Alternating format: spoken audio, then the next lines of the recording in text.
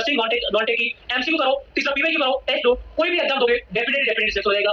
Sir आपने अपनी journey में इतने सारे स्टूडेंट्स को गाइड किया, इतने सारे स्टूडेंट्स को पढ़ाया है, आपने खुद इतना ज्यादा हार्ड वर्क किया है, तो सर आपने स्टूडेंट्स की जर्नी अपनी आंखों के सामने से देखी है। तो सर जब वो कई बार स्टूडेंट क्वेश्चन अटेम्प्ट करता है तो सर जनरली क्या गलतियां करता है स्टूडेंट? वो स्टूडेंट रोते हैं, सर सिलेक्शन नहीं जी हुआ। सर। तो गलती कहां करके 7 क्वेश्चन अटेम्प्ट किए, उसमें उसके नेगेटिव है 35। जी सर। हेलो दोस्तों, नमस्कार। एक बार फिर से आप सभी का स्वागत है आपके इस चैनल पर। जैसा कि आप सभी को पता है कि इस एक्सपर्ट टॉक सीरीज में मैं आपको ऐसे नए चेहरों से मुखातिब कर रहा हूं जहां पर जिन्होंने नर्सिंग जगत में खुद को एस्टैब्लिश किया है, एक अपने नाम से खुद को एक ब्रांड वैल्यू की तरह अपने आप को जस्टिफाई किया है, या फिर कुछ ऐसे अच्छे रैंकर्स हैं जिनको मैं आपके सामने अपनी लाइफ जर्नी को शो करते हुए दिखा रहा हूँ। उसी एक कड़ी में, एक क्यू में एक नई शख्सियत को आपके सामने मैं रख रहा हूँ। वैसे तो आपने यूट्यूब की दुनिया में, किताबों की दुनिया में इस चेहरों को बहुत बार देखा होगा और आप इस चेहरे से परिचित भी होंगे। मैं चाहूँगा सर से कि सर अपना इंट्रोडक्शन दें और हमारे नर्सिंग एक्सपायरिंग स्टूडेंट को थोड़ा सा अपने माइलस्टोन के बारे में बताएं।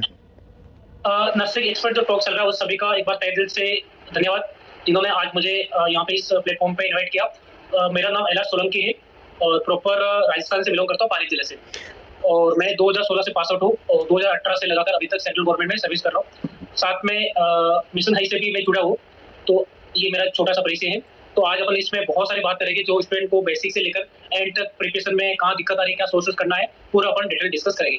तो मैं आपको चाहूंगा कि एक बार अगर आप चैनल को सब्सक्राइब जरूर कीजिए और इस वीडियो के एंड तक आप बने रहिए। Thank you so much. Thank you sir, आपने अपना इंट्रोडक्शन दिया और हमें इस काबिल समझा कि हम आपको इस प्लेटफॉर्म पर लेके आ सकें और इतने सारे जो नर्सिंग एक्सपायरिंग स्टूडेंट हैं अपना स्ट्रगलिंग फेज में हैं वो आपसे जुड़ सकें और कुछ नई चीज़ों को सीख सकें। सर मैं आपसे आप ही की जर्नी के बारे में एक बार पूछना चाहूँगा कि सर चलो आप पास आउट हुए, आप एक गवर्नमेंट जॉब में भी लगे, तो सर आपके दिमाग में कब ये चीज़ें आई कि मुझे कुछ अलग हटके इस नर्सिंग फील्ड में कुछ करना है, जिससे कि नर्सिंग एक्सपायरिंग स्टूडेंट्स के लिए कुछ ऐसी चीज़ें मिल सकें जो वो हर जगह तलाश रहे हैं लेकिन कहीं ना कहीं बस वो स्कैटर्ड हुए जा रहे हैं, बिखर रहे हैं सर। तो सर आपके दिमाग में कोई ऐसा ख्याल आया कि नहीं यार मुझे कुछ करना है नर्सिंग एक्सपायरिंग स्टूडेंट्स के लिए?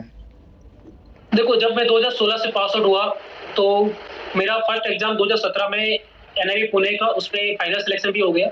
लेकिन 2016 पास आउट से लेकर 17 तक 1 ईयर के बीच में मैंने जब प्रिपरेशन की तो आज बहुत सारे यूट्यूब अवेलेबल है, इसके अलावा बहुत सारे सोर्सेस अवेलेबल है। उस टाइम पे अपने को एक एंथ्रेक्स की बुक्स पढ़नी पड़ती थी और उसकी लैंग्वेज बहुत डिफिकल्ट लगती थी और मल्टीपल सोर्स, जस्ट लाइक मुझे अगर नर्सिंग की थ्योरी नोट्स करना है तो मल्टीपल बुक्स का रेफरेंस लेना पड़ रहा था।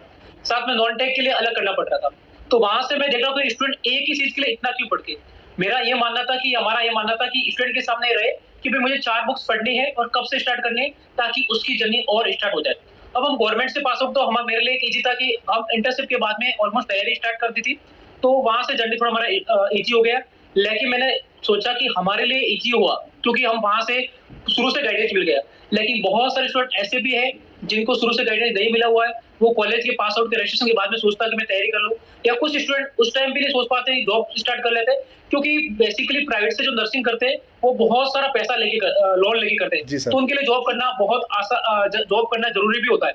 तो फिर हमने थिंक किया कि क्यों ना एक नर्सिंग स्टूडेंट के लिए जो तैयारी कर रहे उनके लिए एक ऐसे नोट्स तैयार करें। वहां से हमको आइडिया है एक नोट्स तैयार करेंगे, यूट्यूब पे फ्री क्लासेस देंगे, एक टेस्ट सीरीज से एनालिसिस करेंगे ताकि स्टूडेंट की जर्नी और स्टार्ट हो जाए। तो वहीं से दिमाग में आइडिया है कि जो हमने जो मतलब सफर किया है वो आने वाले स्टूडेंट सफर नहीं करे और उससे आज दिन तक स्टूडेंट को बहुत बेनिफिट हुआ है। बहुत अच्छा सर, आपने बहुत अच्छा एड्रेस किया।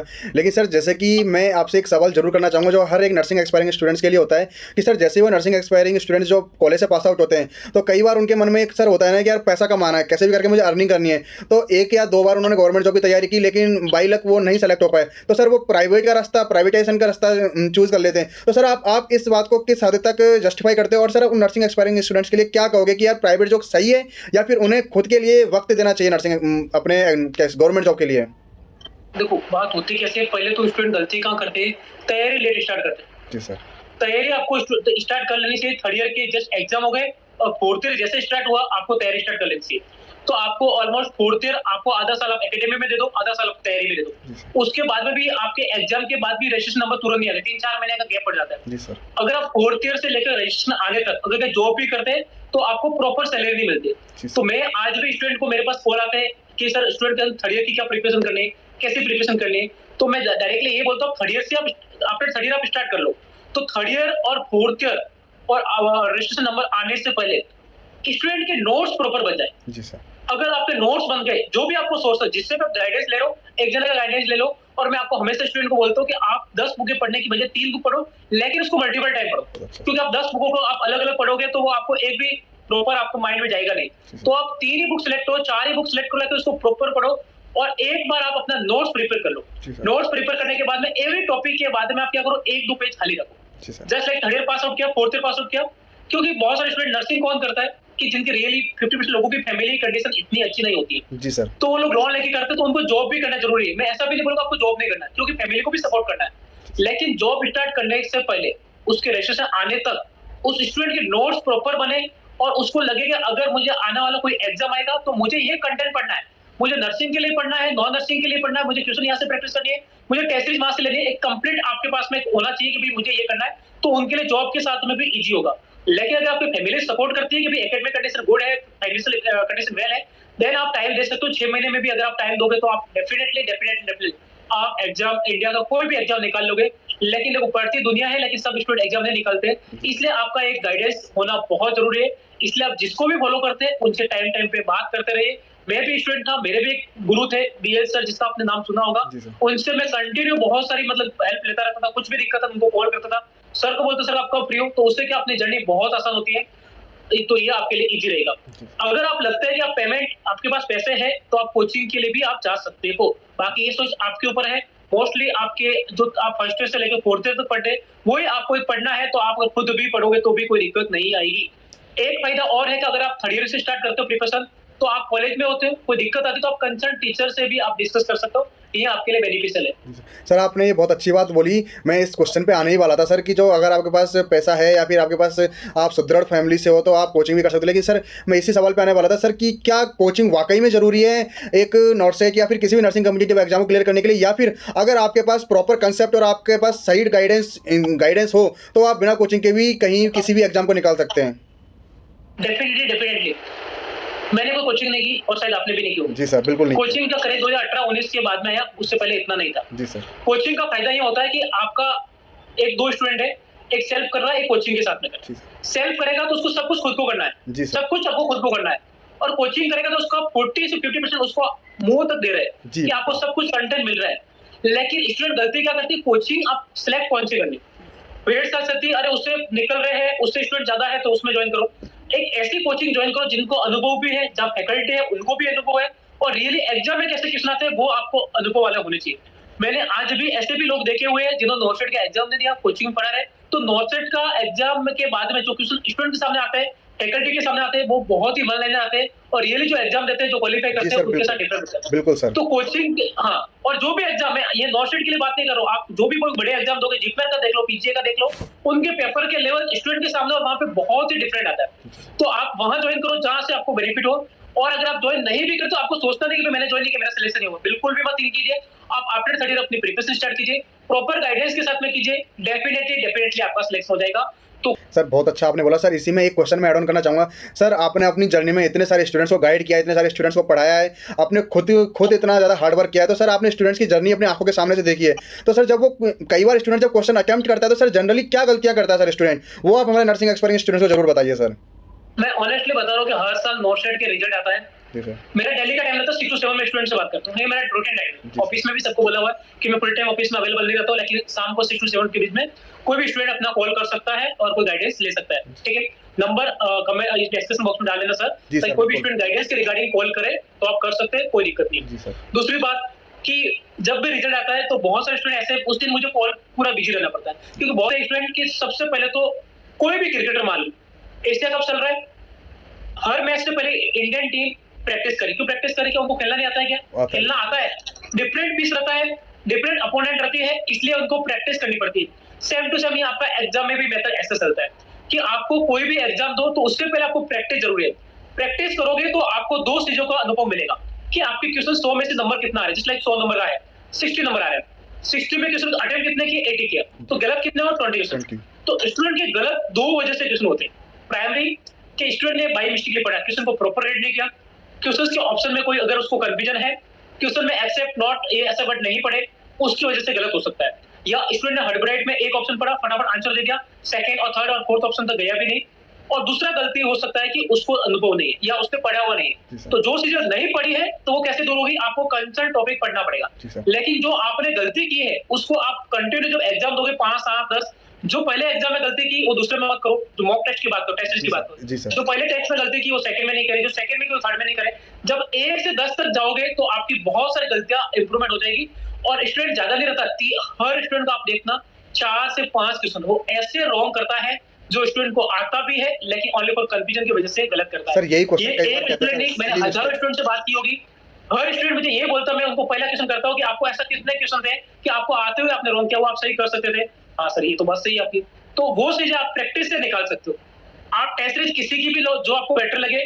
कोई भी टेस्ट सीरीज लेने से पहले जो उनकी फ्री टेस्ट आप खुद देखो, एनालिसिस करो, किसी के बैकअप मत आओ, खुद देखो, खुद एनालिसिस करो। उसके बाद में आपको जिस प्लेटफॉर्म पे आपको अच्छा लगे वो ज्वाइन करो।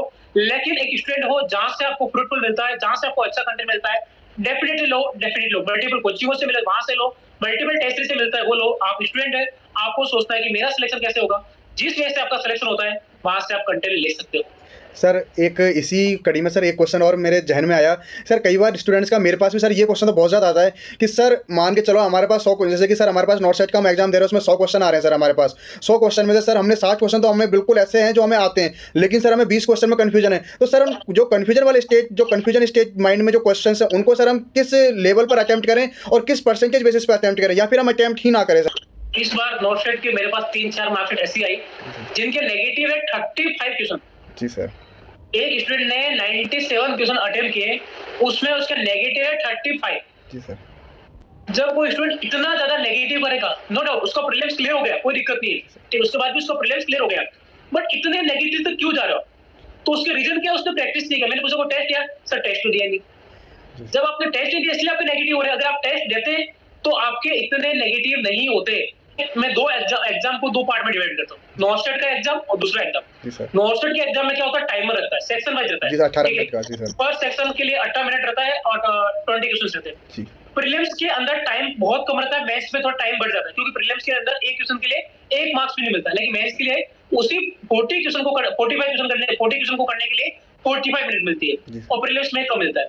तो एक तो प्रीलिम्स हो गया। अलग एग्जाम की मैं बात करूं कि भी बहुत सारे ऐसा लगता है कि कंफ्यूजन वाले, तो वहां पर भी देखना है कि उस एग्जाम में नेगेटिव मार्क है कि नहीं। अगर नेगेटिव मार्क नहीं है, नो डाउट 100 कर लो, कोई दिक्कत नहीं है। नेगेटिव है तो जब आप पेपर देते हो, आपने बहुत सारे टेस्ट सीरीज भी दोगे, तो वहां से आपको आइडिया लगेगा कि आप तुक्का मारे तो आपके तुक्के कितने राइट हो रहे हैं। जो जिस क्वेश्चन में आप कंफ्यूजन है उसके आप अगर 10 क्वेश्चन अटेम्प्ट करें, उसमें से आपको 5 राइट हो रहे हैं, दैट इज गुड। तो वही स्ट्रेटजी आपको एग्जाम में फॉलो करनी है। होता क्या है सर कि स्टूडेंट टेस्ट सीरीज जब अटेम्प्ट नहीं करता, डायरेक्ट एग्जाम में देता है, तो एग्जाम में घबरा जाता है, कैसे होगा, इतना लंबा पेपर लग रहा है। लेकिन वही अगर टेस्ट सीरीज में देता है तो उसको स्टूडेंट को फायदा होता है, उसको ये लगता है मैं टेस्ट दे रहा हूँ, मैं किसी पर्टिकुलर कोचिंग का टेस्ट दे रहा हूँ, तो उसको मेन एग्जाम में भी ऐसी फीलिंग आती है, तो वहां पे नेगेटिव कम से कम हो। रही बात कंफ्यूजन वाले, तो उसको वही टेस्ट सीरीज में वहां पे आइडिया लग जाएगा गलत क्यों हो रहे हैं, गलत क्यों नहीं हो रहे। जैसे मैंने पहले बताया, गलत नहीं हो रहे हैं, गलत हो रहे हैं, आपकी खुद की वजह से हो रहा है, तो आपको नेक्स्ट में आपको इंप्रूवमेंट करना है, उससे आपको डेफिनेटली बेनिफिट मिलेगा। तो कंफ्यूजन और दूसरी बात कट ऑफ। बहुत सारे स्टूडेंट मुझे ऐसे भी मिलते हैं, मुझे 50 आ रहे हैं, मैंने 50 से 50 सही किए। आपको 50 आ रहे हैं, वो एग्जाम हॉल में आ रहे हैं, वो 50 आपको एग्जाम हॉल में आ रहे हैं, लेकिन उसका मतलब आपका ये कि उसके 7 से 8 आपके फिर भी गलत हो गए, और 50 के 50 राइट हो भी गए, तो इतने कट ऑफ पे आपका सिलेक्शन होने वाला नहीं। तो वहां पे आपको थोड़ा रिस्क तो लेना पड़ेगा। आपको जो पेपर देखने के बाद खुद को लग जाता है कि इस पेपर में इतनी कट ऑफ रहेगी भी, 60 रह सकती है, 70 रह सकती है, तो वहां पे आपको खुद को भी आइडिया लग जाएगा, उसके अकॉर्डिंग आप अटेम्प्ट कर सकते हो। लेकिन ये सब चीजों का डाउट कहां पे सोल्यूशन होगा, आपकी टेस्ट सीरीज में अंदर। आपके लिए आपको प्रैक्टिस होना बहुत ज्यादा जरूरी है। विदाउट प्रैक्टिस जाओगे तो मारे जाओगे। युद्ध में जाना है तो सामान तलवार सब उठा के लेके जाओ, नहीं तो युद्ध के पहले दौर में आप मारा जाओगे। मल्टीपल कोचिंगों के टाइम फ्री टेस्ट चलाते हैं, अगर आप पेड नहीं भी लेना चाहते हो कोई दिक्कत नहीं है, आप फ्री टेस्ट अटेम्प्ट करो, क्योंकि वीक के अंदर कम से कम 3 कोचिंगों ने भी फ्री करवा दिया, वीक के 3 एग्जाम खूब हो गए, कोई दिक्कत नहीं है। और मोस्टली हर कोचिंग ये चाहेगी कि सामने जो एग्जाम होते हैं उसी के पेपर के पैटर्न पे होते हैं। दूसरी बात, हर कोचिंग का एक उसूल है, पेड टेस्ट की बजाय फ्री टेस्ट बहुत ही अच्छा बनाते हैं।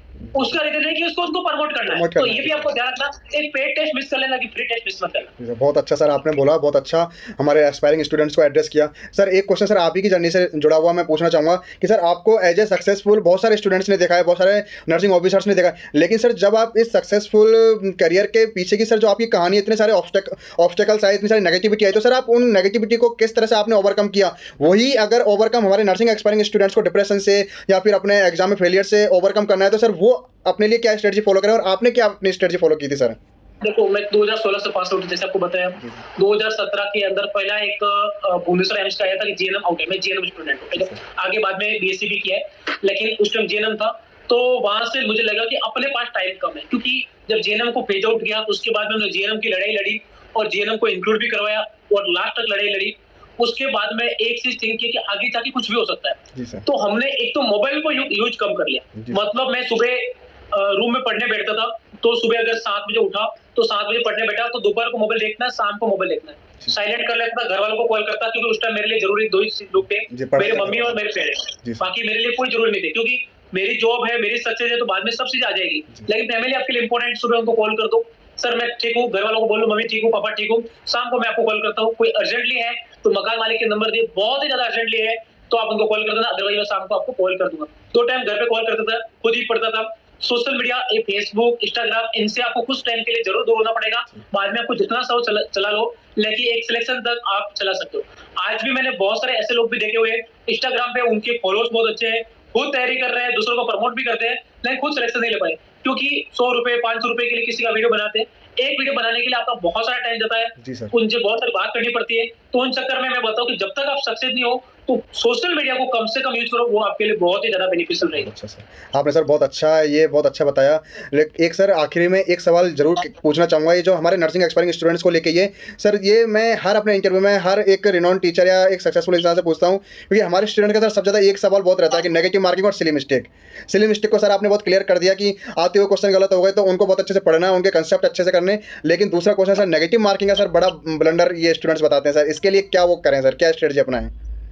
देखो मैं एक तो ये नेगेटिव मार्किंग वाला, उसके बाद में एक तैयारी का 2 मिनट आपसे और लूंगा, जी सर। ताकि स्टूडेंट की तैयारी के रिगार्डिंग भी बहुत सारा डाउट क्लियर हो जाए। और मैं तो सारा स्टूडेंट मुझे पर्टिकुलर कॉल करके पूछते हैं, ताकि उनको कॉल करके पूछते हैं तो सबको बताना पड़ रहा है, इससे वजह ये कि इसी से बता पाए।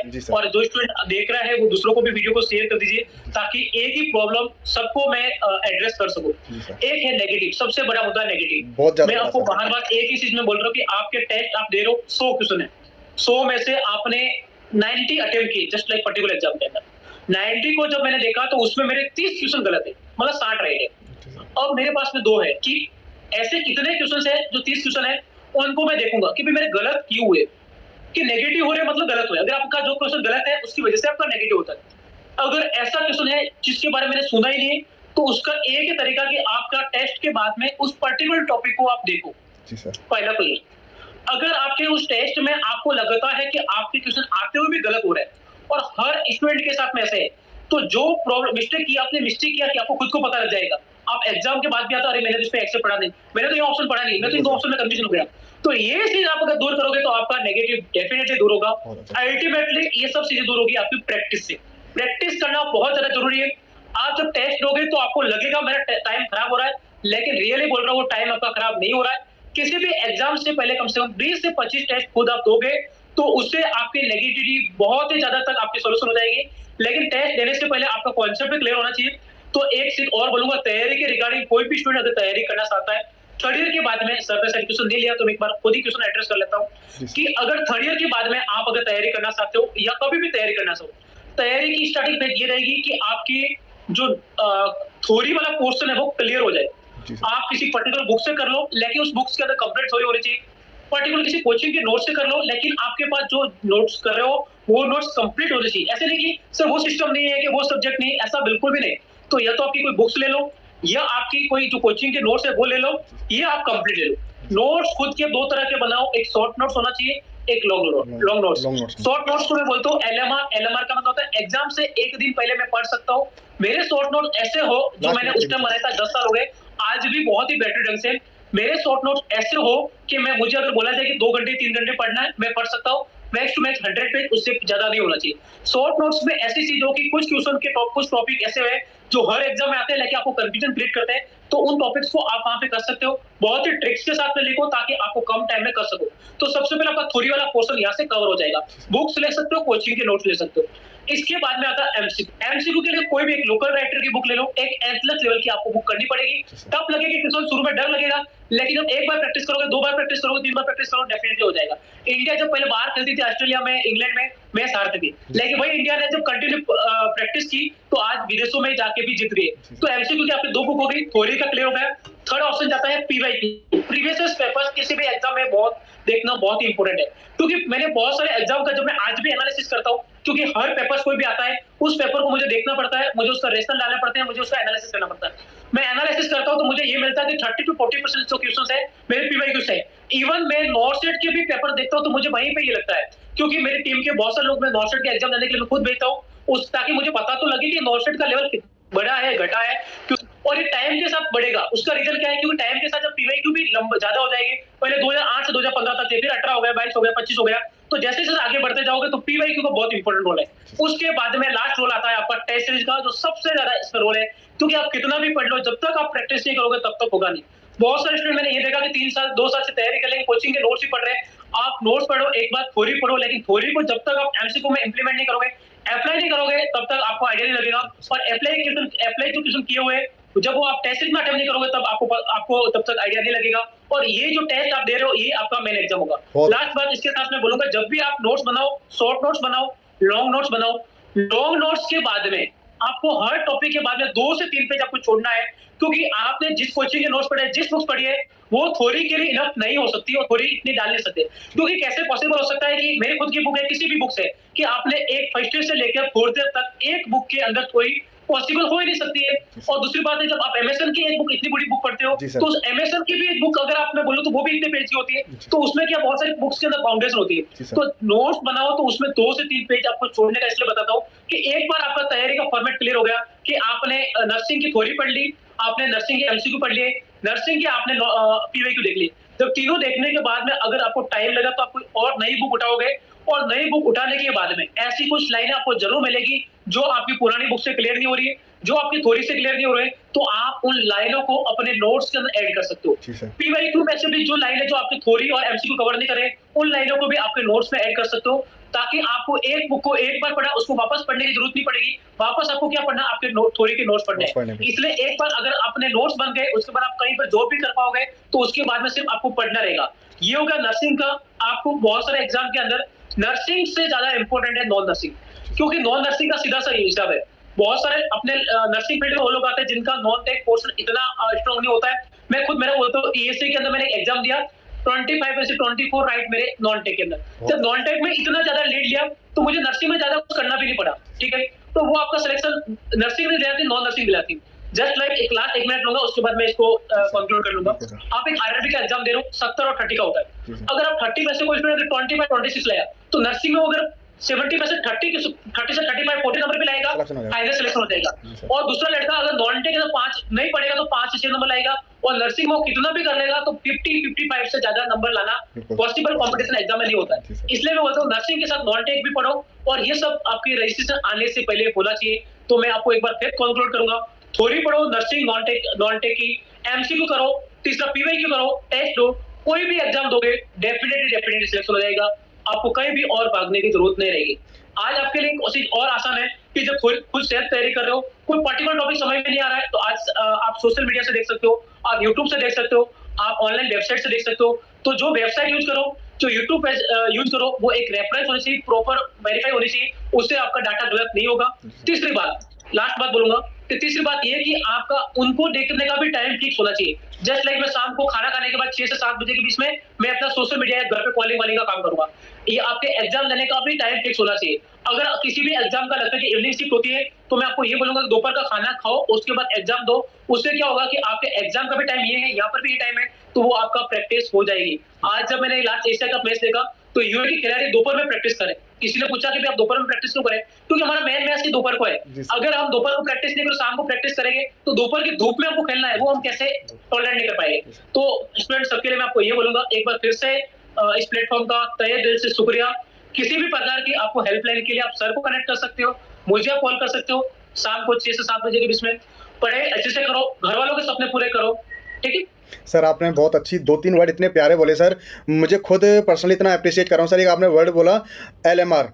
एक्चुअली मैं अपने जो भी एस्पायरिंग स्टूडेंट्स हैं उनको बताता हूँ, एलएमआर मतलब लास्ट मिनट आपका रिवीजन। तो जितना ज़्यादा आप अच्छे से शॉर्ट नोट्स बना के एलएमआर को रखोगे, लास्ट मिनट रिवीजन के लिए रखोगे, वो एलएमआर जब आप रेगुलर बेसिस पे बना रहे हो तब आपको ऐसा नहीं दिखेगा। लेकिन जब आप लास्ट एग्जाम से 2 दिन पहले जब उनको पढ़ोगे तो आपको लगेगा कि आपने कुछ मेहनत की है, और जब आप एग्जाम में डायरेक्ट जब एग्जाम क्वेश्चंस को देखोगे तब आपको फील होगा कि यार एलएमआर की इंपॉर्टेंस कितनी है। और दूसरा सर जो आपने पीवाईक्यू का जो डिटेल्ड एक्सप्लेनेशन दिया ना, ये हमारे नर्सिंग एक्सपायरिंग स्टूडेंट्स के लिए बहुत ज़्यादा ज़रूरी था, क्योंकि इन स्टूडेंट्स को लगता है कि पीवाईक्यू इतना ज़्यादा मच बेटर नहीं है। ठीक है, 1-2 क्वेश्चन आ जाएगा, 3-4 क्वेश्चन आ जाएंगे, लेकिन जो आपने डिटेल्ड एक्सप्लेन किया कि अब आने वाले टाइम में पीवाईक्यू का इंपॉर्टेंस बहुत ज़्यादा होने वाली है, कि पहले 8 से 15 तक का देखा जाता था, अब जितने ज़्यादा नोट सेट होने वाले, तो हमारे पास पीवाईक्यू का क्वेश्चंस का बुक मतलब बंच हो गया है, तो वहाँ से क्वेश्चंस आने की प्रोबेबिलिटी बहुत ज़्यादा हो चुकी है।